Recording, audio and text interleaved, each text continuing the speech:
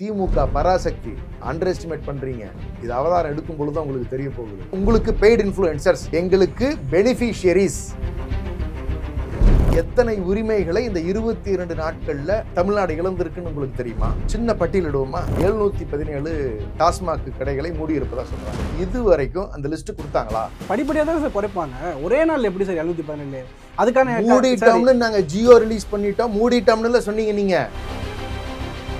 இப்போதான் சார் ஆட்சிக்கு வந்திருக்காங்க. திமுக ஆட்சியில் வந்து பல திட்டங்கள் வந்து 3ஆம் ஆண்டுல 4ஆம் ஆண்டுல தான் நிறைவேற்றுறாங்க. இப்போ ஒரு மாசத்துல எல்லாத்தையும் விவசாயி கடனுக்கு நாங்க சொல்லியிருந்ததை முத்தமிழர் கலைஞர் அவர்கள் வந்த பொழுது முதல் கையெழுத்துல கிளியர் பண்ணாங்க. ஒரு மாசத்துல எப்படி சார் எல்லா தொழிற்சாலையிலும் இங்க தமிழ்நாடு கொண்டு வரான்னு எப்படி சார் முடியும்? ஃபைனல் ஒரு டைம் கொடுக்கணும் சார். ஏற்கனவே ப்ராசஸ் பண்ணி வச்சிருக்கிறது எப்படி டக்குன்னு அதர் ஸ்டேட்டுக்கு போறதுக்கு நீங்க அலோவ் பண்றீங்க? யூ ஷுட் கன்வின்ஸ் தேம் இல்லையா? கோடம்பாக்கத்துல ஒரு பார்ல நடந்த நிகழ்வு, ஒரு பெண் வண்டி ஏற்றி கொல்லப்பட்டிருக்காங்க. அந்த பார் யாருதுன்னா தாவேக்காரது. டிவிகே காரங்க ஹாஸ்பிட்டல்ல போய் மிரட்டுறது, நீங்க கவர்மெண்ட் ஆபீசர் கலெக்டரேட்ல போய் மிரட்டுறது, ஏட்டு கையை உடைச்சிட்டாங்க. என்னங்க நடக்குதுங்க? காட்டு தருவார் மாதிரி எதுவுமே செய்யல சார். அந்த கடந்த 5 ஆண்டுல ட்ரக் எதுவுமே பயன்படவே இல்லையா தமிழ்நாட்டில்? 5 ஆண்டுகள செய்யாததை 22 நாள்ல செய்வாங்க. இல்ல 20 மாடு வெட்டக்கூடாதுன்னு ஒரு ஆர்டரை பாஸ் பண்ணிருக்காங்கல்ல. இப்ப அந்த சமூகத்துக்கு போய் என்ன சொல்ல போறாரு திருமாவளவன்? வன்னியரசன் என்ன சொல்ல போறாங்க? இந்த ஆர்டரை ஒத்துக்கிறாரா அவரு? சிஎம் விஜயை பார்த்து போய் பேசியிருக்கணும்ல. அப்ப அந்த சமூகத்துக்கு ஒரு துரோகம் பண்ணலையா? காங்கிரஸ் இடதுசாரிகள் ஐயூஎம்எல் இருக்காங்க, திரும்ப அவரை டார்கெட் பண்ணி அடிக்கிறீங்க. ஜப்பான்ல ஜாக்கி சான் கூப்பிட்டாங்க, அமெரிக்கால மைக்கேல் ஜாக்சன் கூப்பிட்டாங்க. அதையெல்லாம் விட்டுட்டு இங்க வந்து நான் டான்ஸ் ஆடிக்கிட்டு இருக்கேன்னு சொல்ற கதை தான் அது. குறைவைக்கு வந்து நேற்று உதயசூரியன் சின்னத்தில் போட்டிட்டு வந்து ஒரு விருசனது அப்படி குறிப்பிட்டு ஒன்றும் சிரமம் இல்லை, ரிசைன் பண்ணிட்டு ஒரு எலெக்ஷன் அவங்க கூட போய் நின்றுக்கு சொல்லுங்க. இப்போ என்ன கெட்டு போச்சு? அவர்கள் சொல்லுவது வேறு, வெளியே காட்டுகின்ற பிக்சர் வேற. இது பசுந்தோல் போர்த்திய நரி கூட்டம்.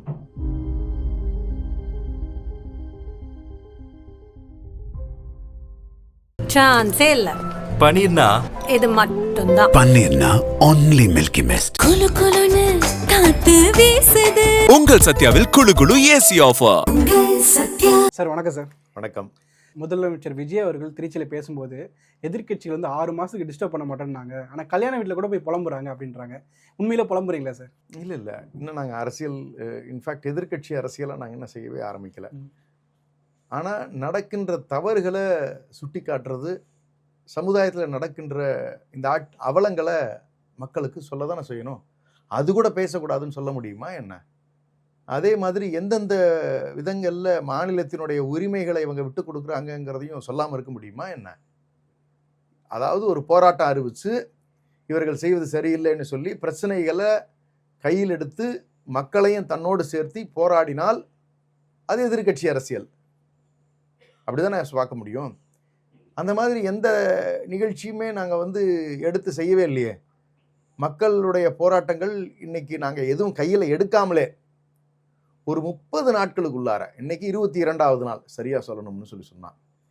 எத்தனை போராட்டம், எத்தனை உரிமைகளை இந்த 22 நாட்கள்ல தமிழ்நாடு இழந்திருக்குன்னு உங்களுக்கு தெரியுமா? சின்ன பட்டியலிடுவோமா? தகவலுக்காக மட்டுமே 2-3 விஷயம். ரொம்ப சிம்பிள். தமிழ்தாய் வாழ்த்து அடிப்படை வந்து நமக்கு தமிழ்ங்கிறது உயிரா நம்ம நேசிக்கிறவங்க. வேற எந்த மொழிக்கு இல்லாத சிறப்பு தமிழுக்கு உண்டுங்கிறது எல்லாத்துக்கும் தெரிஞ்ச விஷயம்தான். அதில் நமக்கு ஜியோ இருக்குது. தமிழ்தாய் வாழ்த்தோடு தமிழ்நாட்டில் நடக்கக்கூடிய நிகழ்ச்சிகளை துவங்க வேண்டும்ங்கிறது தான் ஜியோ. ஆனால் இந்த வந்தே மாதரம் பாடணுங்கிறது வெறும் சர்க்குலர் தான். அது ஜியோ அல்ல, ஒன்றிய அரசினுடைய கவர்மெண்ட் ஆர்டரும் கிடையாது. அப்படி இருக்கும்போது வேணும்னா ஃபாலோ பண்ணிக்கலாம், வேணாம்னா விட்டுறலாம். இதான கேரளா பண்ணுச்சுப்ப. நாம் எதுக்கு இதை பிரதமர்கிட்ட கொண்டு போய் கேட்குறோம் பர்மிஷனை? அப்போ அங்கே கொண்டு போய் இதை வந்து அவங்க கைகளில் வைக்கிறதுங்கிறதே தவறான முடிவு இல்லையா? அப்போ உங்களுக்கு அரசியல் தெரியலை, ஒரு தவறான அணுகுமுறையை வச்சுருக்கீங்க. நீங்கள் வேணும்னா இம்ப்ளிமெண்ட் பண்ணலாம், வேணான்னா விட்டுறலாம். இல்லை எங்களுக்கு வந்து தமிழ்தாய் வாழ்த்து பாடி தான் ஆரம்பிக்கணும்னா அப்படியே ஆரம்பிக்கலாம். எப்படி சார் அவருக்கு அரசியல் தெரியலன்னு சொல்கிறீங்க? தமிழ்தாய் வாழ்த்து வச்சு குறிப்பிட்டு எப்படி சார் சொல்ல முடியும்? அடிப்படைங்க அது. ஒரு நிகழ்ச்சி ஆரம்பிக்கும் போது எதோ அவங்க ஜியோன்றாங்க. தமிழ்தாய் வாழ்த்து பாடுறது வந்து ஆளுநர் பங்கேற்கிறது வந்து அவங்க ஜியோன்றாங்க. அசம்பிளியில் அப்படியா இருக்கு? அசம்பிளிக்குள்ளேயும் நீங்கள் அதானே பண்ணீங்க. ஆளுநர் மாளிகைக்கு நீங்கள் விதிவிலக்கு சொல்லலாம்.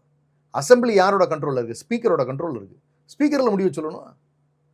ஏன் கடந்த காலங்களில் நம்ம பார்த்தோமா இல்லையா? யார் என்ன முதல்ல பாடப்பட்டதுங்கிறது ஆளுநர் எந்திரிச்சு வெளியே போனாரா இல்லையா? இல்லை, அவங்க இப்போதான் ஜியோ வந்திருக்குன்றாங்க. தேர்தலுக்கு எதுக்குமே ரெக்கார்டு கொடுக்க மாட்டாங்க. சுருக்கமாக அடுத்தது கேட்குறேன். 717 டாஸ்மாக் கடைகளை மூடி இருப்பதா சொல்கிறாங்க. இது வரைக்கும் அந்த லிஸ்ட்டு கொடுத்தாங்களா? 717 மூடப்பட்டுருச்சா? படிப்படியாக தான் சார் குறைப்பாங்க. ஒரே நாள் எப்படி சார் 717? அதுக்கான மூடிட்டோம்னு நாங்கள் ஜியோ ரிலீஸ் பண்ணிட்டோம், மூடிட்டோம்னு சொன்னீங்க நீங்கள். இப்போ 31க்குள்ளே மூடுவோம்னு சொல்லியிருக்கீங்க. அப்போ இன்னும் நான் என்ன கேட்குறேன், சரி இதுதான் மூட போகிறோம்னு ஒரு லிஸ்ட்டு கொடுக்குறதுல உங்களுக்கு என்ன கஷ்டம்? அப்போ அங்கே ஒரு சர்க்கிள் இருக்குது. இவங்க சொல்கிறதுக்கும் செய்கிறதுக்கும் சம்மந்தம் இல்லாமல் இருக்குது. இது முழுக்க முழுக்க பொய்களை கட்டவிழ்த்து விட்டுட்டு இவங்களுக்கு வேணுங்கிற மாதிரி பின்னாடி இருந்து இது செஞ்சுக்கிறாங்கங்கிறதுக்கான எவிடன்ஸ் தான் இது எல்லாமே. நீங்கள் அடுத்து முக்கியமாக சொல்கிறேன், பக்ரீத்துக்கு மாடு வெட்டக்கூடாது அப்படின்னு சொல்லியிருக்கிறதான நமக்கு வந்த கோர்ட் ஆர்டர் போட்டிருக்கு அப்படின்னு. அந்த ஆர்டரோட உண்மைத்தன்மை நமக்கு தெரியுமா? தெரியாது. அதை போட்டது இந்து முன்னணிக்காரரு சூரிய பிரசாந்த்ங்கிற கோயம்புத்தூர் இந்து மக்கள் கட்சி இயக்கத்தை சார்ந்தவர். அதை வழக்காக பதிஞ்சவருக்கான வழக்கறிஞர் மிஸ்டர் சேஷாத்ரி. ஜிஆர் சுவாமிநாதன் அவர்கள் வெக்கேஷன் கோர்ட்டில் அதை அவர் பெஞ்சுக்கு கொண்டு வராங்க. அரசு தரப்பில் வாதாடுகின்றவர் விபி பாலகிருஷ்ணன். ஸ்டேக் ஹோல்டர்ஸ் யாருன்னா மாட்டுக்கறி சாப்பிடுகின்றவர்கள், மாடு வெட்டுகின்றவர்களுடைய கருத்துக்களையும் வந்து கேட்கணும்ல. அப்படி ஸ்டேக் ஹோல்டர்ஸ் கேட்கவே இல்லை. நேராக இவங்களே சேர்ந்து முடிவு பண்ணிக்கிட்டு ஒரு ஆர்டரை பாஸ் பண்ணிட்டாங்க. அந்த ஆர்டர் பாஸ் பண்ணது ரெண்டே கன்க்ளூஷன் நான் சொல்கிறேன். ஸ்லாட்டர் ஹவுஸ் தவிர வேறு எங்கேயுமே வெட்டக்கூடாதுன்னு சொல்கிறாங்க. மொத்தம் 182 ஸ்லாட்டர் ஹவுஸ் தான் இருக்குது. ஸ்லாட்டர் ஹவுஸ்க்கான ப்ரொசீஜர் நீங்கள் மாடு வெட்ட கொண்டு போகணும்னா என்னென்னா 10 வருஷத்துக்கு பழைய மாடாக இருக்கணும், 10 years ஓல்டு கவ்வாக இருக்கணும்.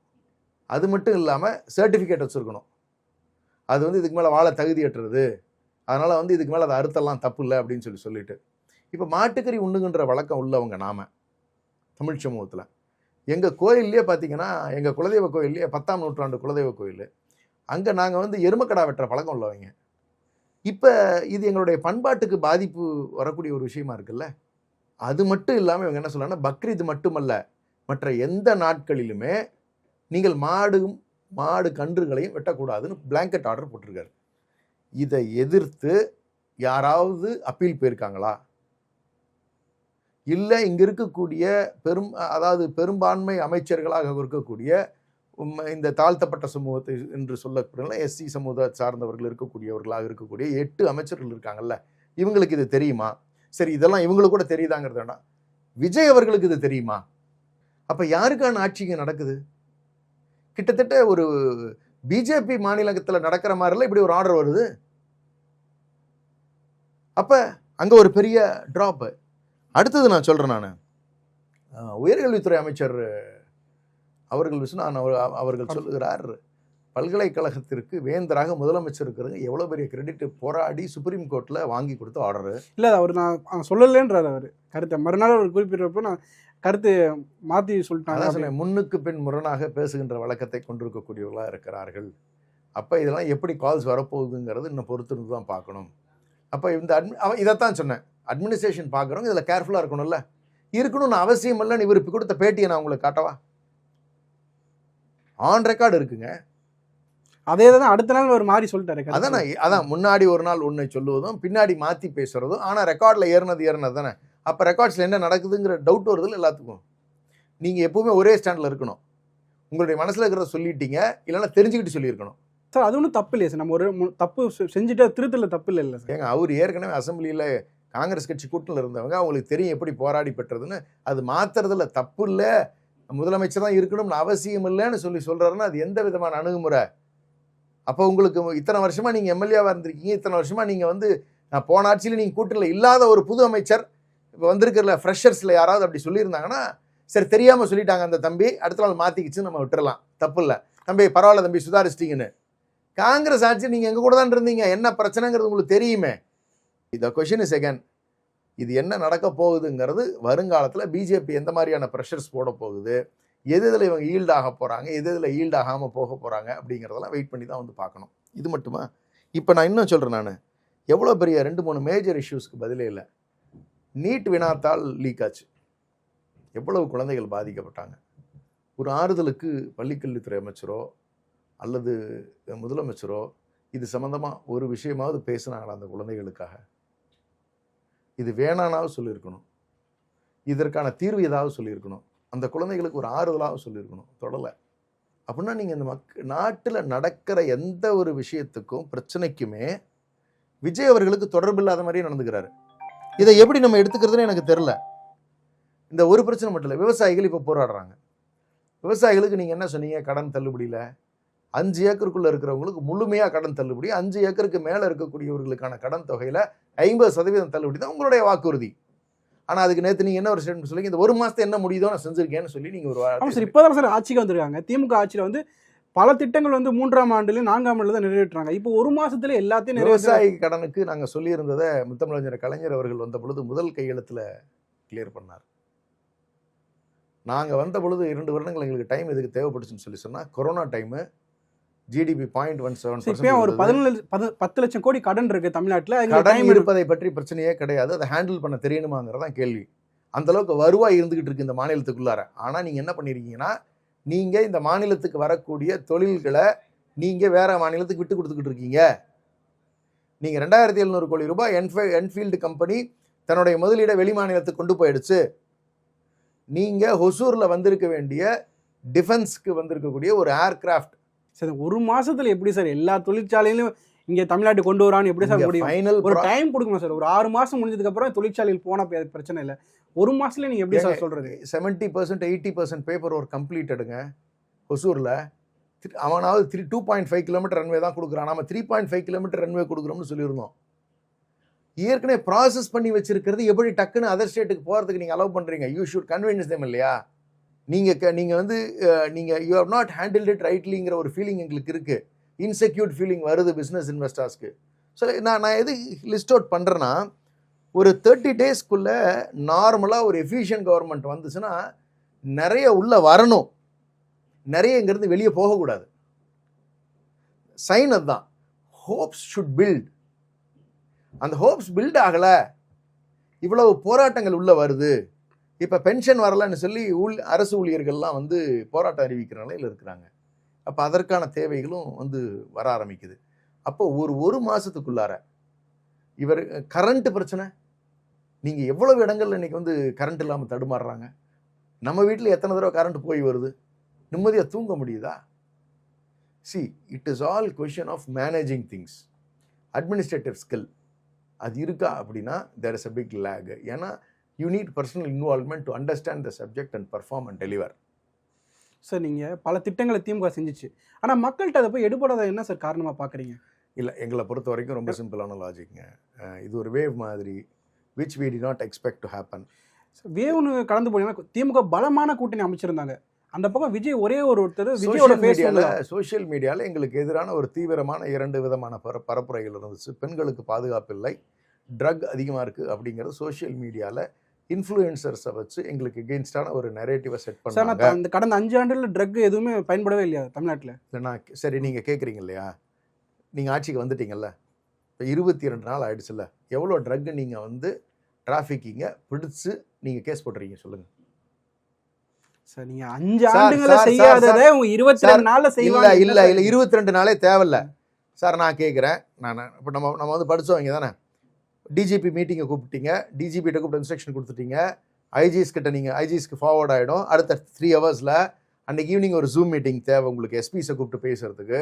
எஸ்பிஸை கூப்பிட்டு சொல்லிவிட்டு லோக்கல் ஜூரிஸ்டிக்ஷனில் இருக்கிற ஸ்டேஷன் லெவல்ஸில் ஒரு இன்டிமேஷனை கொடுத்து எங்கெங்கெல்லாம் ட்ரக் இருக்கோ பிடிங்கன்னு சொல்லி சொன்னால், ஏங்க 2 நாள்ல இம்ப்ளிமெண்ட் பண்ணலாங்க. லா அண்ட் ஆர்டர் மாதிரி இஷ்யூக்கெல்லாம் இல்ல சார், 6 months டைம் கொடுக்க முடியாது. திமுக ஒரு 6 மாசத்துல பண்ணி ரொம்ப நான் சொல்லல. நீங்க லா அண்ட் ஆர்டர் மாதிரி மேட்டர்லாம் நீங்க டைம் கேட்காதீங்க. எதுல டைம் கேட்கலாம்னா, நீங்க இன்வெஸ்ட்மெண்ட் கொண்டு வரதுக்கு டைம் ஆகும், நாங்க இந்த ஸ்கீம்ஸ் எல்லாம் இம்ப்ளிமெண்ட் பண்றதுக்கு வந்து டைம் ஆகும்னு சொல்லுங்க. லா அண்ட் ஆர்டர் ப்ராப்ளம் பொறுத்த வரைக்கும் இங்க இருக்கக்கூடிய சென்சிட்டிவான இஷ்யூ, ஒரு புது கவர்மெண்ட் வருதுன்னா ஃபர்ஸ்ட் என்ன தெரியுமா வரணும்? குற்றம் செய்கின்றவனுக்கு பயம் வரணும். குற்றத்தை தடுக்கிறதுக்கான வழி என்ன? பயம். அந்த பயத்தை உருவாக்குற மாதிரியான ஒரு ஆட்சி நீங்க கொடுத்துருக்கணும். 20 நாட்கள்லயே அதுக்கு என்கவுண்டர் பண்ண சொல்றீங்க. என்கவுண்டர்ங்கிற வார்த்தை நான் சொல்லல. இல்ல நீங்க என்கவுண்டர் சொல்லல, ஒரு பயம் சொல்றீங்கல்ல. அது எப்படி திமுக ஆட்சியில வந்து பல என்கவுண்டர் நடந்துச்சு. நீங்க ஃபர்ஸ்ட் அசெம்பிளிலேயே இதற்கான சட்டங்களை வேணா ஏற்றி இருக்கலாம்ல. கடுமையான சட்டங்களையும் என்ஃபோர்ஸ்மெண்ட்டையும் நீங்க வந்து துரிதப்படுத்தி இருக்கணும்ங்கிறேன். இப்ப எகைன் இது எப்படி தெரியுமா போகும்? நாங்க சொல்லி தர மாதிரி ஆகும். இதுதான் வேண்டாங்கிறாங்க. உங்களுக்கு தெரியாது, நீங்கள் இந்த பிரச்சனைகளுக்குள்ளே நீங்கள் ஈடுபட வேண்டாம், விட்டுருங்க, அவங்க எப்படி கவர்னன்ஸ் பண்ணுறாங்களோ பண்ணிட்டு போகிறாங்க.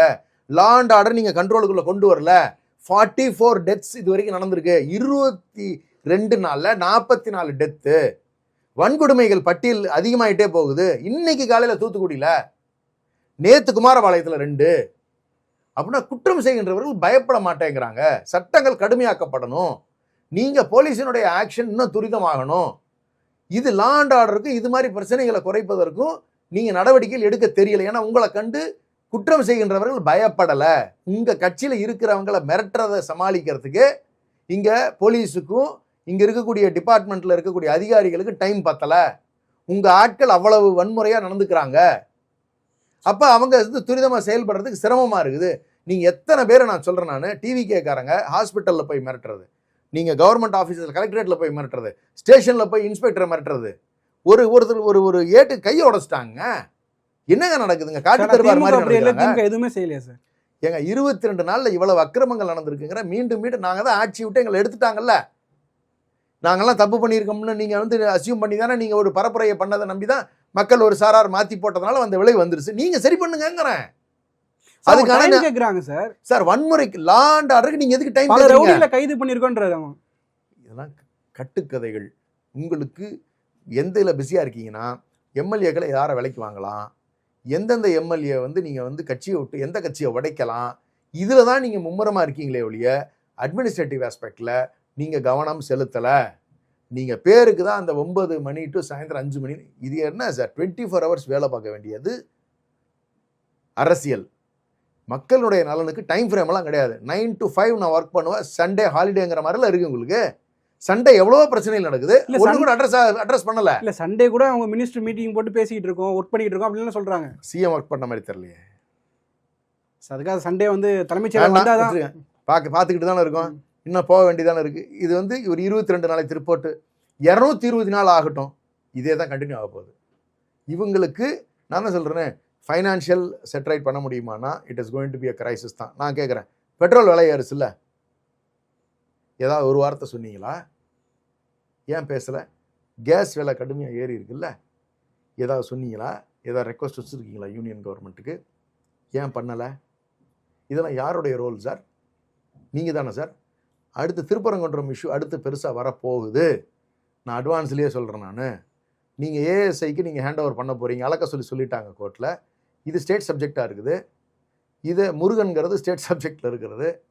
நீங்கள் ஏஎஸ்ஐயில் கொண்டு போய் ஹேண்ட் ஓவர் பண்ணிங்கன்னா நீங்கள் ராமர் தான் டீல் பண்ணுவார். முருகனை கொண்டு போய் ராமர்கிட்ட அடகு வைக்க போகிறீங்க. அவ்வளோதான் லாஜிக்கு. அவன் முடிவு பண்ணுவான் நீ என்னைக்கு தீபம் ஏற்றணும், இஸ்லாமியர்கள் அங்கே இருக்கிற தர்கா இருக்கலாமா வேண்டாமா, எத்தனை மணிக்கு போகணும், எத்தனை மணிக்கு வரணும், அங்கே இருக்கக்கூடிய கடா வெட்டலாமா வேண்டாமா, இத்தனை முடிவுகளும் இனி யார் எடுப்பா? ஏஎஸ்ஐ யூனியன் கவர்மெண்ட் எடுக்க போகுது. அப்போ அதை ஹேண்ட் ஓவர் பண்ணுறதுக்கான முயற்சி நடக்குது. யார் இதை செஞ்சு கொடுக்குறா, யார் இதுக்கெல்லாம் ஃபேவர் பண்ணுறா? சிட்டி நிர்மல்குமார் RSS, அவர் தான் அந்த அமைச்சராக இருக்கார் துறைக்கு. அப்போ there is a big issue coming up again. It is very similar to BJP government. பேர் தான் விஜய், ஆனால் நடக்கிறது யாருடைய ஆட்சினா பிஜேபிக்கு ஆதரவு மனநிலையில் நடக்கக்கூடிய ஒரு ஆட்சி மாதிரி தான் தெரியுது. நடக்கிற நிகழ்வுகள் பூரா அப்படி தானே இருக்கு. அப்போ பீப்புள் மேலே உங்களுக்கு அக்கறை இல்லை, தமிழ்நாட்டினுடைய உணர்வுகளை பற்றி உங்களுக்கு அக்கறை இல்லை, இவர் இந்த ஓட்டு போட்டவங்களை பற்றி உங்களுக்கு கவலை இல்லை. இங்கே எவ்வளோ பிரச்சனைகள் நடந்தாலும் அதை பற்றி எனக்கு கவலை இல்லை.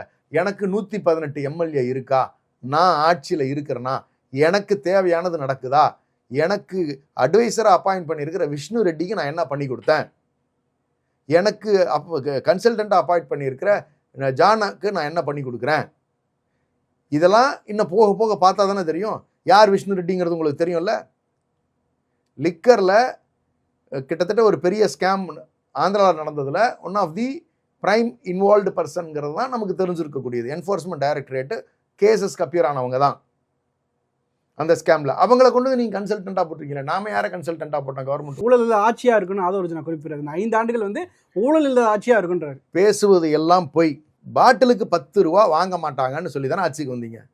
இன்னைக்கு அது வாங்கிறது நியாயம்தான்னு அதே அமைச்சர் ஜஸ்டிஃபை பண்ணுறதை நம்ம பார்த்துட்டோம்ல.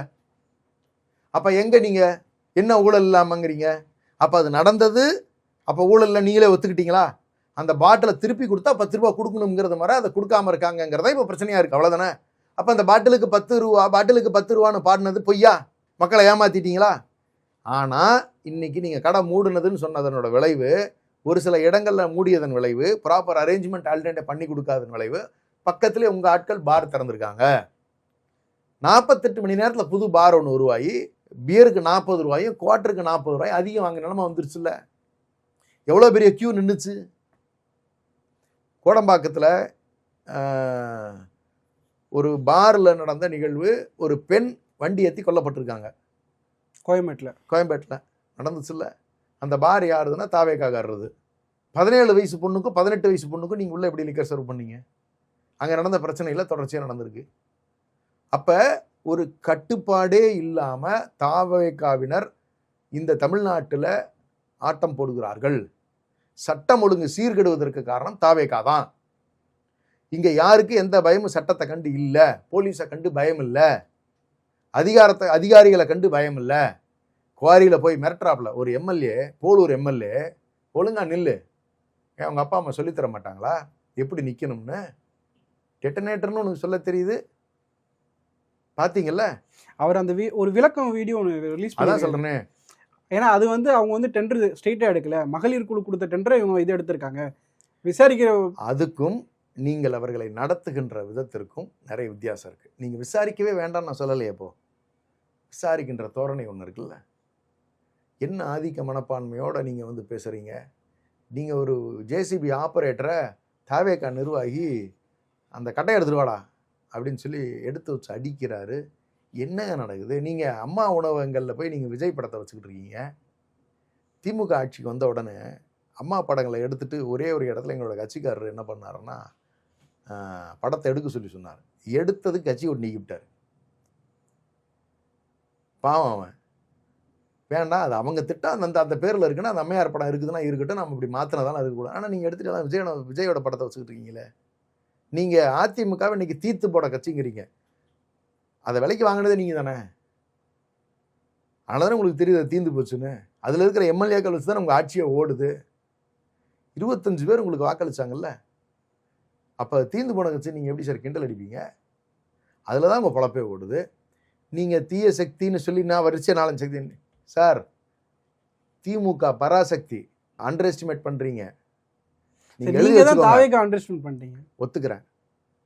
ஆனால் இப்போ நான் சொல்கிறேன், திமுக பராசக்தி இது அவதாரம் எடுக்கும் பொழுது தான் உங்களுக்கு தெரிய போகுது. ஏன்னா இந்த மக்களை பாதுகாக்கிறதுக்கு திமுக எடுத்துருக்கக்கூடிய முயற்சிகள் நிறைய பெருமளவில் இளைஞர்கள் மத்தியில் போய் சேராமல் விட்டுருச்சுங்கிற வருத்தம் எங்களுக்கு இருக்குது. அந்த இடத்துல சோஷியல் மீடியாவில் நாங்கள் வந்து சரியான கவனம் செலுத்தாமல் அண்டர் எஸ்டிமேட் பண்ணிட்டோங்கிறத நான் நேரடியாக ஒத்துக்கிறேன். ஆனால் அதுக்கு தான் இன்றைக்கி ஜென்சின்னு சொல்லிட்டு தன்னெழுச்சியாக நாங்கள் எங்களுடைய தலையீடுகள் இல்லாமல் இளைஞர்கள் இன்னைக்கு அதை கையில் எடுத்துருக்காங்க. ஜென்சியை நீங்கள் தாவேக்கா பார்த்தா காப்பி பண்ணுறீங்கன்னு அப்படி விமர்சனம் வச்சுக்கிட்டு இருக்காங்க. நீங்க ஏன் சார் இப்ப தேவை? இதே நீங்க ரூலிங் பார்ட்டில இருந்தீங்க, அப்பயே ஜென்சிக்கான முக்கியத்துவம் கொடுத்து நாங்க தெளிவா ஒத்துக்கிறேன். ஆமாம், we underestimated the role of social media. Sir நீங்கள் சோசியல் மீடியாவில் முக்கியத்துவம் கொடுத்தீங்க, பெண்லாம் வச்சிருந்தீங்களா? பெண் அமைப்பு வச்சிருந்தீங்க. பெண் நிறுவனத்தினுடைய நோக்கம் வேற. அது இந்த மாதிரியான அஃபென்ஸ், அதாவது என்னது, இன்ஃப்ளூயன்சர்ஸை போய் பணம் கொடுத்து இது மாதிரியான பொய்களை பரப்புவதற்கான அமைப்பு அது நிறுத்தல. அது எங்களுடைய கட்சிக்காரர்களை ஆர்கனைஸ் பண்றதுக்காகவும் கட்சிக்காரர்களுக்கு உதவுவதற்காகவும் தான் அப்படி ஒரு அவங்க என்ன சொல்றாங்கன்னா, நீங்க ரூட்டை இது பண்றீங்க, தாவேக்காக்கு வந்து ரூட்ன்றீங்க, அதுதான் உங்களுக்கு பெண் இருக்கு அப்படின்றாங்க. ரூட்டோட ரோல் வேற, வாய்ஸ் ஆஃப் காமனோட ரோல் வேற. அது ரெண்டு என்ன பண்ணுச்சுன்னா, நான் இன்னும் தெளிவா சொல்றேன், நான் சோஷியல் மீடியா இன்ஃப்ளூயன்சர்ஸ், இந்த what you call it, beauty parlour நடத்துறவங்க, இந்த ஜிம் நடத்துறவங்க, மீடியாவில் இன்ஃப்ளூயன்ஸாக இருக்கக்கூடியவங்கலாம் விஜயோட போட்டிங்கன்னா உங்களுக்கு நான் ஹானர் பண்ணுறேன், இதுக்காக ஒரு ஸ்டேட்மெண்ட் போடுங்களேன், உங்களை நாங்கள் வந்து ஃபினான்ஷியலாக சப்போர்ட் பண்ணுறோம் அப்படின்னு சொல்லி இவங்களுக்கெல்லாம் வந்து பணம் கொடுத்து போட வச்சது. இன்னைக்கு அவங்க யாருமே தாவேக்கு ஆதரவு நிலையில் இல்லை. எல்லாம் விட்டுட்டு ஓடிட்டாங்க. ஐயோ, நான் சத்தியமாக நான் காசு வாங்கலை, நான் எந்த சாமி மேலே சத்தியம் பண்ணட்டும், நாங்களாம் இல்லவே இல்லை, அந்த மாதிரிலாம் இல்லவே இல்லை. ஆதரவும் சில இன்ஃப்ளூயன்ஸ் பதிவிட்டாங்க. அது உண்மையான பதிவுகள், நடந்த நிகழ்வுகளை பதிவிட்டாங்க. நாங்கள் நின்னா உட்காந்தா வீடியோ போடுறவங்க இல்லை. எங்கள் இன்ஃப்ளூயன்சர்ஸ் வந்து திமுக என்ன பண்ணுச்சு, எங்களுடைய கொள்கை விளக்கங்கள் இருக்கக்கூடியதாக தான் வந்து பதிவுகள் இருந்ததை நீங்கள் பார்த்துருக்கீங்க. ஆனால் அங்கே அப்படி இல்லையே. நீங்கள் வந்து இன்ஃபேக்ட் வந்து கிட்டத்தட்ட சொல்லணும்னு சொல்லி சொன்னால் அது ரொம்ப வல்கராக இருந்துச்சு. அது கேம்பெயின் பண்ண லேடிஸினுடைய வீடியோஸ் எல்லாம் இப்போ வரிசையாக வந்துக்கிட்டே இருக்குது. ஒரு பக்கம் அவங்க பழைய வீடியோ எவ்வளோ வல்கராக அந்த அம்மா நடந்திருக்கு, டான்ஸ் ஆடி இருக்கு, எப்படி அட்ராக்ட் பண்ணியிருக்கு அப்படிங்கிறத பார்க்குறோம். இன்னொரு பக்கம் பவ்யமாக வந்து மேலே கட்சி துண்டை போட்டுக்கிட்டு அந்த அம்மா கேம்பெயின் பண்ணுது. இது மாதிரியான ஒரு கிட்டத்தட்ட சொல்றதுக்கே வாய் கூசுதுன்னு வச்சுக்கோங்களேன். இது மாதிரியான ஒரு கேம்பெயின் பேட்டர்ன் தான் ரூட் என்கேஜ் பண்ணுது. இன்னைக்கு அது எல்லாமே சிதறி ஓடுது. ஆனால் தன்னெழுச்சியாக இன்னைக்கு வந்து நாங்கள் எந்த ஆர்கனைஸும் பண்ணலை சார். தன்னெழுச்சியாக அங்கங்கே நடக்குது. இன்னமும் சொல்கிறேன், அதுல இருந்து நாங்கள் கட்சிக்காரருடைய தலையீடு நாங்கள் வச்சுக்க விரும்பல. அன்னைக்கே டிஆர்பி ராஜா கட்சியில் இருக்கிறதால செய்கிறாங்க. அது எப்படி சார் தன்னெழுச்சின்னு சொல்ல முடியும்? இல்லை பொதுவாக ஒரு தடவை அந்த உறுப்பினர் அதிகமான நபர்கள் வந்து திமுகவில் இருக்காங்க. திமுகவில் இல்லாதவர்கள் இப்போதான் ஒரு 30-40% பேர் உள்ளே வர்றாங்க. திமுகவினால் பலன் பெற்றவர்கள் சப்போர்ட்டாக உள்ளே வர்றாங்க. ஆமாம், நான் வராமல் விட்டுட்டேன், நாங்கள்லாம் ஒதுங்கி பரவாயில்ல, திமுக இந்த மாதிரிலாம் நடக்காது அப்படின்னு ஒரு மட்டும் நம்பிக்கையில் நாங்கள் இருந்துட்டோம், நாங்கள்லாம் அமைதியாக இருந்ததுனால தான் இப்படி ஒரு விளைவு ஏற்பட்டுருச்சுன்னு இன்னைக்கு மாவட்டந்தோறும் இந்த கூட்டங்கள் நடக்க ஆரம்பிச்சிருச்சு. இதுக்கு திமுக பார்த்து இனிஷியேட்டிவ் எடுக்குதானா? கிடையவே கிடையாது. ஆனால் நடத்துறதை நிறுத்துறதுக்கு எந்த அளவுக்கு வந்து மெனக்கெடுறாங்க தாவேகாவினர், அந்த அளவுக்கு. ஆனால் எதிர்காலத்தில் தான் பட்ட மேலே ஏறுங்கிற வரலாறு உண்டு. சயின்ஸு தான் அது. அப்போ நீங்கள் இவர்கள் இதை எதிர்க்க எங்களுக்கு பலம் கூடியிருக்கு. நாங்கள் 1000 பேர், அந்த பிள்ளைகள் ஒரு 6 பேர் சேர்ந்து ஆர்கனைஸ் பண்ணாங்கங்க. அவ்வளோதான். அவங்க வந்து சிம்பிளாக ஒரு 20 பேர்லேருந்து 50 பேர் வருவாங்கன்னு எதிர்பார்த்தாங்க. அதை 1000 ஆக்கின பெருமை தாவேகாவும் போலீஸும் தான். அப்போ எதிர்க்க எல்லாரும் நானும் வரேன் பார்த்துக்கலாம் அப்படிங்கிற ஒரு மோடுக்கு நகர்றாங்க. அப்போ இதே மாதிரி தான் எல்லா மாவட்டங்களிலும் நடக்குது. இது தன்னெழுச்சியாக நடக்கக்கூடிய ஒரு விஷயம் தான். அதுக்கு சும்மா நீங்கள் முட்டுக்கட்டை கொடுக்குறது இவங்க என்ன காரணம்னு சொல்லிக்கலாம். ஆனால் டிஆர்பி ராஜா அவர்கள் கடைசியாக வந்து ஒரு நன்றி தெரிவிச்சுட்டும் போயிட்டார். பரவாயில்ல, நீங்கள் தன்னெழுச்சியாக பண்ணுறீங்க, வாழ்த்துக்கள்னு சொல்லிட்டு போயிட்டாங்க, அவ்வளோதான். பட் ஆனால் ஒரு விஷயம் நீங்கள் தெளிவாக வச்சுக்கோங்க, இனிதான் வந்து the play is going to be really more interesting. இவர்கள் செய்கின்ற தவறுகளை சோசியல் மீடியாவில் முழுமையாக தோல் உரிக்க ஆரம்பித்து விட்டார்கள். நீங்கள் உங்களுக்கு பெய்டு இன்ஃப்ளூயன்சர்ஸ், எங்களுக்கு பெனிஃபிஷியரிஸ் யார்? ஜென்சி மட்டும் கிடையாது, ஜென் ஒய் வந்திருக்காங்க, எக்ஸுமே வந்து ஜாயின் பண்ணுறேங்கிறாங்க. அப்படின்னா இதனுடைய பலம் 2 மடங்கு 3 மடங்கு ஆகத்தான் போகுது. இனி களம் சுறுசுறுப்பாக இருக்கும். இந்த 2 வாரத்தில் கொடுக்குற முக்கியத்துவம் 2 மாதங்களுக்கு முன்னாடி கொடுத்திருந்தா களமே மாறி இருக்கும். தப்பு பண்ணிட்டோம். அது வந்து அங்க வந்து இளைஞர்கள் எல்லாருமே பதிவு செஞ்சாங்க. ஒத்துக்கிறேன், இன்னமும் ஒத்துக்கிறேன், தவறு நடந்துருச்சு.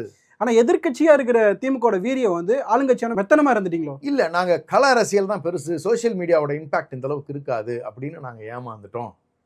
இதான் நிதர்சனமான உண்மை. ஆனா எல்லாத்தையும் சோசியல் மீடியாவில் கொண்டு வர முடியல. ஏன்னா உள்கட்சி குழப்பம், கூட்டணி கட்சிகள் எல்லாம் சேர்ந்தது எல்லாமே சோசியல் மீடியான்னு ஃபியூ ஃபேக்டர்ஸ் இருக்கு தான் செய்யுது. எங்களுடைய கூட்டணி கட்சிகள் நாங்கள் பலம்னு சொல்லி யாரெல்லாம் நாங்கள் கட்டி காப்பாற்றணுமோ, எந்த நோக்கத்துக்காக அதை கட்டி காப்பாற்றணும்னு சொல்லி சொன்னால் பிஜேபி எங்கிட்ட ஒன்று தான் தொடர்ந்து கேட்டுக்கிட்டு வந்துச்சு. இந்த வீணா போன காங்கிரஸ் தூக்கிட்டு சுத்தாத, எந்த ஸ்டேட்லையும் இதுக்கு மரியாதையே கிடையாது, அதுக்கு 10 கொடுத்து உயிர் கொடுத்து நீ வச்சுக்கிட்டு இருக்க, இவனுகளை விட்டு நீ என்ன வேணாலும் பண்ணிக்க அப்படின்னாங்க. நாங்கள் கேட்கல. ஏன்னா எங்களுக்கு கொள்கை ரீதியாக அவங்க கூட இருந்துட்டாங்க, வேண்டாம் அப்படிலாம் கழட்டி விடக்கூடாது, ஒரு செக்யூலர் ஃப்ரண்ட்டாக வந்து அவங்கள வந்து ஃபீல் பண்ணுறோம், இருந்துட்டு போகிறாங்க, அப்படிலாம் கழட்டி விட்டோம்னா ஆதாயத்துக்காக போகின்றவர்கள் மாதிரி ஆகும், சுயநலவாதிகள் மாதிரி ஆகிடும், வேண்டாம்னு நாங்கள் நினச்சது எங்களுக்கு பாதகமாக முடிஞ்சிருக்கு. ஆனால் அவங்க அப்படி நினைக்கல. ஆனால் ஒரு விஷயம் தெளிவாக தெரிஞ்சுக்கிட்டோம், யார் சுயநலவாதிகள், யார் பதவி வெறி பிடித்தவர்கள், பதவி இருந்தால் மட்டும்தான் இந்த பக்கம் இருப்போம் அப்படிங்கிறவர்கள்லாம் யாருங்கிறத நம்ம தெரிஞ்சுக்கிறதுக்கான வாய்ப்பு. நீங்க ஆட்சியிலையும் பங்கு, அதிகாரத்தில் பங்கு கொடுத்துருந்தா இருந்திருப்பாங்கல்ல சார் கடந்த காலங்களில்? அதிகாரத்தில் பங்கு கொடுக்கறது ஒன்று தான் தீர்வுங்கிறதா இல்லை. ஆனால் அவங்க கேட்டது அத்தனையுமே செஞ்சு கொடுத்தோம். நாங்கள் ஏற்கனவே எங்களுக்கு இருக்கிற பிரச்சனை என்னன்னா, எல்லா சமூகங்களுக்கு நாங்கள் வந்து ஈவன் டிஸ்ட்ரிபியூட் பண்ணி தான் கொடுத்துருக்கோம். அமைச்சரவை கொடுக்கறதே இவங்க சொல்றது வந்து, அதாவது பிற்படுத்தப்பட்ட சமூகத்துக்கு அமைச்சரவை இடம் கொடுக்கறது இல்லை. 4 அமைச்சர்கள் வரலாறுலேயே அதிகமான அமைச்சர்கள் நம்ம பீரியட்ல தான் கொடுத்தோம். இன்னைக்கு அவங்க 7 கொடுத்துருக்காங்க, 6 கொடுத்துருக்காங்க. இன்ஃபேக்ட் சொல்லணும்னு சொல்லி அவங்க கட்சியில் 6 அப்படிதான் நம்ம வந்து எடுத்துக்க முடியும். 2 தான் சேர்த்து கொடுத்துருக்காங்க. இன்னொன்று வந்து அவங்க கொடுத்துருக்கிறது காங்கிரஸினுடைய முடிவு யாருக்கு கொடுக்கணுங்கிறது அது 7 இருக்கு. இன்னொன்று வன்னியரசன் அவர்கள் அவங்களுடைய சப்போர்ட் தேவைப்படுகின்ற காரணத்தினால அவங்க கொடுத்துருக்காங்க. இப்படிதான் நம்ம எடுத்துக்க முடியும். பட் அவங்க கட்சியில் கொடுத்துருக்கிறது 6. அதனால ஒரு சமுதாயம் முன்னாடி வந்துருமானா, ஒரு அமைச்சரவை கொடுக்கறதுனால வந்துருதானா? இல்லை, என்னுடைய பார்வை தான். இல்லை, அது உங்களோட பார்வையா இருக்கலாம். ஆனால் அந்த சமுதாய மக்களுக்கு வந்து சமுதாயத்தில் பிரதிநிதித்துவப்படுத்த இத்தனை பேர் இருந்தால் மக்களுக்கு இது வாய்ப்பு கிடைக்கும். 4 அமைச்சர்கள் இருக்கிறதுலே அதிகமானது நாங்கள் தான் சார் கொடுத்துருந்தோம் சொல்றேன் நான் திரும்பவுமே. இல்லை, திராவிட கட்சிகள் நீங்கள் 10 நீங்கள் நிர்ணயம் பண்றீங்க, நாங்கள் எல்லா சமூகத்தையும் பேலன்ஸ் பண்ண வேண்டிய பொறுப்பு இருக்கு. இப்போ அவங்க அப்படியெல்லாம் பார்க்கறது இல்லை. அவங்களுக்கு பெரும்பான்மையாக அந்த சமூகத்தினுடைய வாக்குகள் இருந்துச்சுனால அவங்க பெரும்பான்மையான ஒரு மோடுக்கு அவங்க போறாங்க. அது அவங்களுடைய விருப்பம், அது அவங்களுடைய பொலிட்டிக்கல் அப்ரோச். எங்களுடைய பொலிட்டிக்கல் அப்ரோச், எங்களுக்கு எல்லா கம்யூனிட்டியும் நாங்கள் பேலன்ஸ் பண்ணணும். அந்த ரோல் எங்களுக்கு இருக்குல்ல, அதை விட்டுற முடியுமா என்ன? அது எங்களுக்கான பார்ட்டிக்கான இருக்கிற ஸ்ட்ரக்சர். நாங்கள் எல்லா கம்யூனிட்டியும் நாங்கள் பேலன்ஸ் பண்ண வேண்டிய பொறுப்பு எங்களுக்கு இருக்குது. அப்படி தான் நாங்கள் எடுத்துக்க முடியாது. பார்ட்டிக்கு பார்ட்டி டிஃபர் ஆகும்ல. அப்போ அவங்க தாவேகாவாக இருந்துடலாமே, நாங்கள் தாவேக்காக இருந்துடலாம். அப்போ அந்த மாதிரி லீடர்ஸே ஷிஃப்ட் ஆகணுமே. அப்படி முடியாது. DMK has got a straight and strategy. அந்த வகையில் நாங்கள் பெஸ்ட்டாக பெர்ஃபார்ம் பண்ணியிருக்கோம். அதில் வந்து எந்த காம்ப்ரமைஸும் கிடையாது. அந்த என்ன முக்கியத்துவம் கொடுக்கணுமோ நீங்கள் இன்ஃபேக்ட் வந்து சர்டன் கமிட்டிஸில் எல்லாத்துலேயும் முக்கியமான பொறுப்புகளில் நாங்கள் எல்லாத்துக்கும் ரெப்ரசன்டேஷன் கொடுத்துருந்துருக்கோம். எந்த விதத்துலையும் நாங்கள் குறை வைக்கவே கிடையாது. சார் கூட்டணி கட்சி நீங்கள் நிர்பந்தப்படுத்திருக்கீங்க, சீட்டு கொடுக்கறதுலேருந்து எல்லாத்தையும் நிர்பந்தப்படுத்தி கொடுத்துருக்கீங்க. அதே மாதிரி உதயசூரிய சின்னத்தெல்லாம் போட்டிடணும்னு அழுத்தம் கொடுத்தீங்களா? ஒரு பெரிய மனப்பான்மையில் இப்போ செயல்பட்டீங்களா தேர்தலில்? அப்படி ஒரு வேளை பிடிக்கலன்னா அவங்க வெளியே போயிருக்க வேண்டியதானே? என்ன கட்டாயமா? எங்களை நிர்பந்தப்படுத்துகிறாங்க, எங்களுக்கு இருக்க விருப்பம் இல்லைங்க, நாங்கள் வெளியே போகிறாங்கன்னு போயிட வேண்டியதானே? இப்போ நிர்பந்தம்னு பேசுகிறவங்க, இப்போ வந்து நாங்கள் அப்படி இதாக முற்றுச்சுன்னு சொல்கிறவங்கெல்லாம் போயிட வேண்டியதானே சார்? எதுக்கு சார் உள்ளே இருந்து சீட்டு கேட்டு வாங்கிட்டு உட்காந்தீங்க? சார் உங்கள் தனிச்சின்னத்தில் நிற்கலாம்ல சார்? தனிச்சின்னம் கூட நான் கேட்குறது வேற, நீங்கள் சொல்கிறது வேற. அப்படி உங்களுக்கு பிடிக்கலன்னா வெளியே போயிருக்க வேண்டியதானாங்கிறேன். அப்போ நல்லதாக தெரிஞ்ச உங்களுக்கு இப்போ உங்களுக்கு வேணாம்னு சொல்கிறதுக்காக காரணங்கள் தேவைப்படுது. அந்த காரணங்களை உருவாக்கி நீங்கள் சொல்லிக்கிட்டு வர்றீங்க, அவ்வளோதானே? அதுக்கு வேற ஏதாவது காரணம் சொல்லுங்கள். இது மாதிரி சப்பக்கட்டு கட்டுறதெல்லாம் வேண்டாம். நீங்கள் அப்படிலாம் இருந்திருந்தால் அந்த 5 வருஷ ஆட்சியில் நீங்கள் நிறைவு நாள் நிகழ்ச்சியில் நீங்கள் சட்டமன்ற கூட்டத்தோட நிறைவு நாளில் நீங்கள் வந்து எது மாதிரிலாம் நாங்கள் பெனிஃபிட் அடைஞ்சிருக்கோம், தலைவருக்கு நன்றின்னு சொல்லி நீங்கள் பாராட்டி பேசியது இன்னமும் அவை குறிப்பில் இருக்குது. அன்னைக்கு பதிவு பண்ணியிருக்க வேண்டியதானே? எங்களுக்கு இந்த ஆட்சேபனைகள்லாம் இருக்குது, நீங்கள் இதெல்லாம் கொடுக்காம விட்டீங்கன்னா அப்போ நீங்கள் சொல்கிறது ரைட்டுன்னு ஒத்துக்கலாம். இன்றைக்கி வந்து உங்களுக்கு வந்து அங்கே ஒரு ஆசை காட்டுறாங்க, உங்களுக்கு சோஃபா வருது, உங்களுக்கு பதவி கிடைக்குது, அப்போ அதுக்கு போகணுங்கிறதுக்காக இங்கே குற்றம் சொல்லிட்டு நீங்கள் அந்த பக்கம் நகர்றீங்க. அவ்வளோதான் எங்களுடைய பார்வையில். பரவாயில்ல போங்க, அதை பற்றி ஒன்றும் பிரச்சனை இல்லை.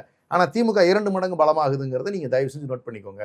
முன்னே எங்களுக்கு வந்து தாழ்த்தப்பட்ட சமூகத்தினுடைய நெருங்கி சென்று எங்களுக்கு கட்சியை வளர்த்துறதுக்கு வாய்ப்பு குறைவாக இருந்துச்சு.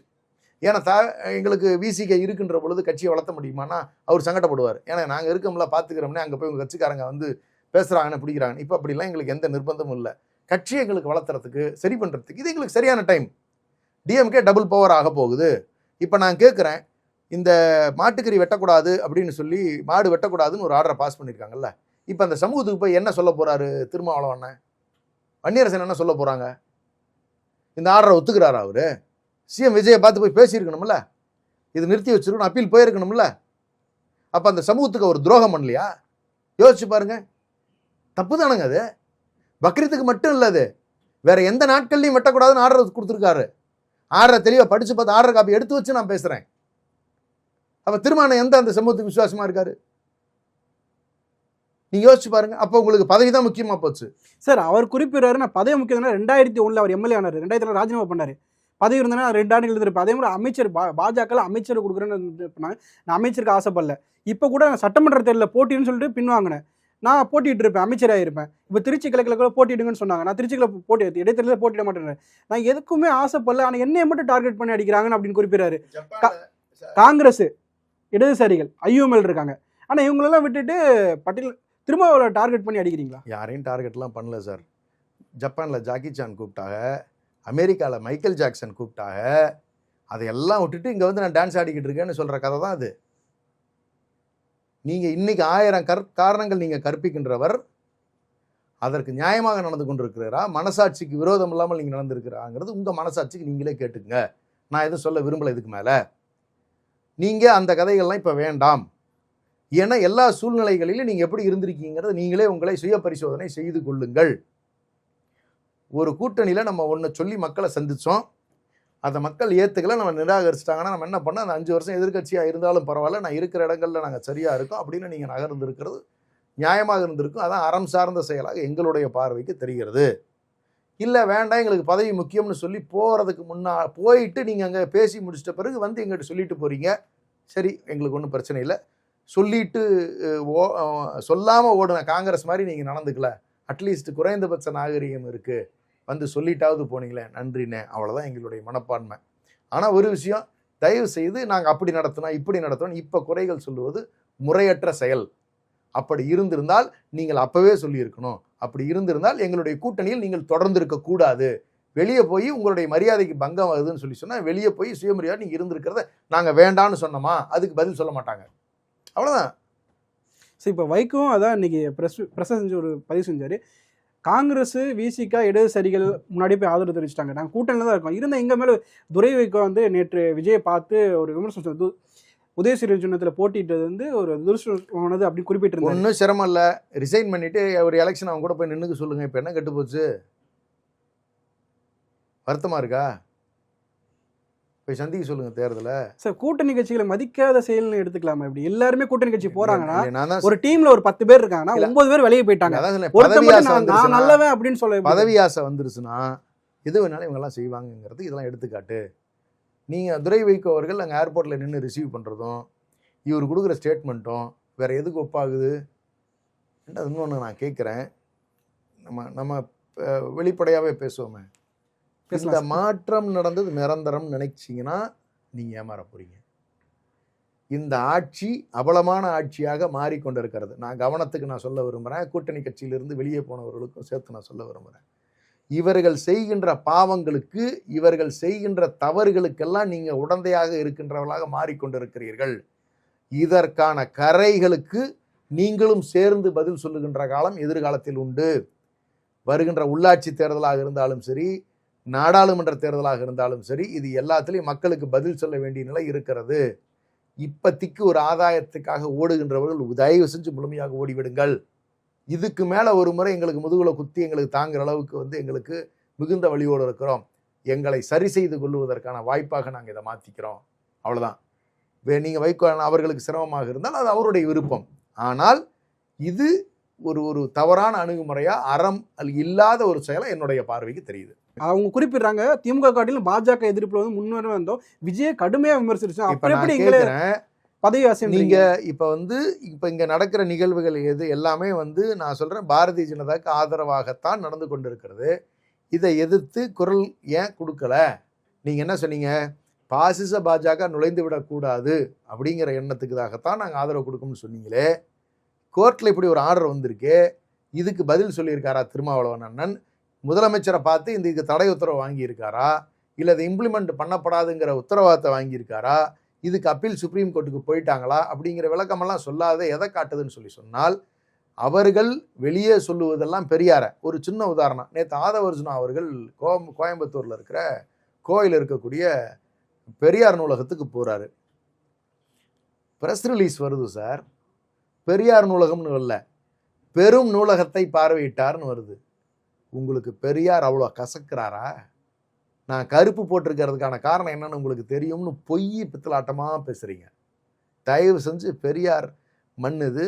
நான் தெளிவாக மீண்டும் மீண்டும் சொல்கிறேன், ஏமாத்துற வேலைக்கான திராவிட கழக தலைவர் வீரமணியே குறிப்பிடார், ஆள்வது தாவேக்காக கொள்கை பெரியார் கொள்கை தான் அப்படின்றாங்க அவர். அப்படிங்கிறதுக்கான முயற்சிகளை அவர்கிட்ட போய் சொல்லிட்டு வந்திருக்காரு. உண்மைங்கிறது காலப்போக்கில் தெரியத்தானே போகுது. அதான் எக்ஸ்போஷருங்க, எக்ஸ்போஸ் ஆகுதுன்னு சொல்கிறேன். They are getting expose slowly by their activities. நீங்கள் நான் இப்போ இது ஒரு எக்ஸாம்பிள். இப்போ என்ன வருது இல்லை, பிஎம் ஸ்ரீ அடுத்து என்ன வருது, பிஎம் ஸ்ரீ என்ன முடிவு எடுக்கிறாங்கன்னு பார்க்க தானே போகிறோம். அடுத்து நவோதயா பள்ளிகள் என்னங்கிறத பார்க்குறோம். சிபிஎஸ்சிக்கு 9ஆம் வகுப்பு 10ஆம் வகுப்பு 11 12 கம்பல்சரி மும்மொழி கொள்கை இம்ப்ளிமெண்ட் பண்ணணும்னு சொல்லி யூனியன் கவர்மெண்ட் இப்போ ஒரு சர்க்குலர் பம்பிச்சிருக்கான். இதை கம்பல்சரி இம்ப்ளிமெண்ட் பண்ண போகிறாங்களா? ஜூலை 1 வீக்கில் இருந்துட்டான். இதுக்கு என்ன பதில் வரப்போகுது? பள்ளிக்கல்வித்துறை அமைச்சர்கிட்ட விளக்கம் கேட்டிங்களா? இம்ப்ளிமெண்ட் பண்ண போகிறாங்களா, பண்ணுறது இல்லையா? அவர் பண்ண மாட்டேன்றாரு. ஸ்கூல் திறக்கும்போது தெரியும்ல, ஸ்கூல்ஸ் போய் செக் பண்ணணும். இவங்க பண்ண மாட்டோம்னு சொல்லிட்டு அங்கே நடந்துக்கிட்டு இருக்கோம். நீங்கள் அதே மாதிரி நீங்கள் நவோதயாவாகட்டும் இல்லை பிஎம் ஸ்ரீ ஆகட்டும், இதெல்லாம் பேப்பர் மூவ்மெண்ட் வரத்தானே போகுது. ஏன்னா ப்ரெஷர் கொடுக்க ஆரம்பிச்சிட்டாங்க. நீங்கள் அதில் இல்லைன்னு சொல்லிட்டு ஆனால் பின்னாடி கையெழுத்து போட்டு அமுச்சு விட போகிறீங்க. நடக்குதா இல்லையான்னு வேடிக்கை பாருங்கள். அவர்கள் சொல்லுவது வேறு, வெளியே காட்டுகின்ற பிக்சர் வேற. இது பசுந்தோல் போர்த்திய நரி கூட்டம். அவ்வளோதான். நீங்கள் பசுன்னு நினச்சிங்கன்னா மக்கள் ஏமாறுகிறார்கள். இவர்களுடைய செயல்பாடுகள், இது எதை சாப்பிடுது, இது எதை அடித்து திங்க போகுது, எதை அடித்து தின்னுக்கிட்டு இருக்குது அப்படிங்கிறது எல்லாம் கொஞ்சம் கொஞ்சமாக கூட்டத்தில் இருந்து ஆடுகள் குறையும் போதும், மக்களினுடைய போராட்டங்கள் அதிகமாகும் பொழுதும் அப்போ தான் இவங்களுக்கு புரிய வரும், ஏமாந்துட்டு எங்கேயோ தப்பு நடந்துச்சுன்னு. அது வரைக்கும் இது எக்ஸ்போஸ் ஆகாது. இவர் சொல்கிற பொய் மாதத்துக்கு ஒரு தடவை இப்படி மீண்டும் எதிர்கட்சியில் ஒரு பிரச்சாரம் பண்ணுற மாதிரியே நீங்கள் ஒரு சீஃப் மினிஸ்டர் இந்த திட்டங்கள் செயல்படுத்தப்படும் ஒரு 4 திட்டம் நீங்கள் அறிவிச்சிங்களா? ஒரு முதலமைச்சர் என்ன சார் செய்யணும்? திட்டங்கள் அறிவிக்கணும். ஒரு நன்றி அறிவிப்பு கூட்டத்துக்கு நீங்கள் போகிறீங்க, நன்றி தெரிவிக்கிறீங்க, 4 புது திட்டங்கள் அறிவிக்கணும். எந்த திட்டமும் புதுசாக அறிவிக்கல. இருக்கிறதுக்கெல்லாம் ஸ்டிக்கர் மாற்றி மாற்றி ஒட்டிக்கிட்டு இருக்கீங்க. பிங்க் பேட்ராலுக்கு எடுத்துகிட்டு சிங்கப்பெண் படையின்னு ஒட்டுறீங்க. மீறி போனால் அடுத்து உங்களுக்கு யூனிஃபார்ம் மாற்றி விடுவீங்க. அவ்வளோதானே? வேறு ஏதாவது புதுசாக செஞ்சுருக்கீங்களா? கிடையாது. இப்படி தானே எல்லா திட்டங்களையும் நீங்கள் வந்து ஸ்டிக்கர் ஒட்டுற வேலையை தானே பார்த்துக்கிட்டு இருக்கீங்க. இந்த அம்மையார், அந்த கீர்த்தனா அம்மையார் வந்து என்னது ரீல்ஸ் மூலிமா உலகத்தரத்தில் இருந்து இன்வெஸ்ட்மெண்ட்டை ஈர்க்கிறதுக்கு ரீல்ஸ் போட்டுக்கிட்டு இருக்காங்க. ரீல்ஸ் மூலிமா எனக்கு தெரிஞ்சு இன்வெஸ்டார் அழைப்பு விடுத்த ஒரே அமைச்சர் இந்திய வரலாறுல, உலக வரலாறுல இந்த அம்மையார் மட்டும்தான் இருக்கும். புது முயற்சி எடுத்துக்கலாம்ல ரீல்ஸ்லையா? அவங்க வந்து முன்னெடுக்கிறாங்கல்ல சார், புது அரசாங்கம். சரி, முயற்சி பண்ணி பார்ப்போம். குறைந்தபட்சம் வெறும் ட்விட்டரில் மட்டும் இருந்திருந்தா கூட ஒரு எலான் மஸ்க் இது பார்த்துருக்கிறதுக்கான வாய்ப்பு இருக்குது. ஆனால் ரீல்ஸில் உட்காந்து டைம் ஸ்பெண்ட் பண்ணுறதுக்கு எந்த தொழிலதிபருக்கும் நேரம் இருக்காது, எந்த நிறுவனங்களுக்கும் வேலை இருக்காது. எனக்கு என்னுடைய பார்வைக்கு இப்படி தான் தெரியுது. ஒருவேளை நான் தப்பாக கூட இருக்கலாம், அவங்க சரியாக கூட இருக்கலாம். காலப்போக்கில் எவ்வளவு முதலீடுகளை ரீல்ஸ் மூலிமா வந்துச்சுன்னு ஒரு வெள்ளை அறிக்கை கொடுத்தாங்கன்னா சந்தோஷம். பொறுத்திருந்து பார்ப்போம் சார். பல தகவலை பகிர்ந்ததுக்கு ரொம்ப நன்றி சார். நன்றி தோழர்.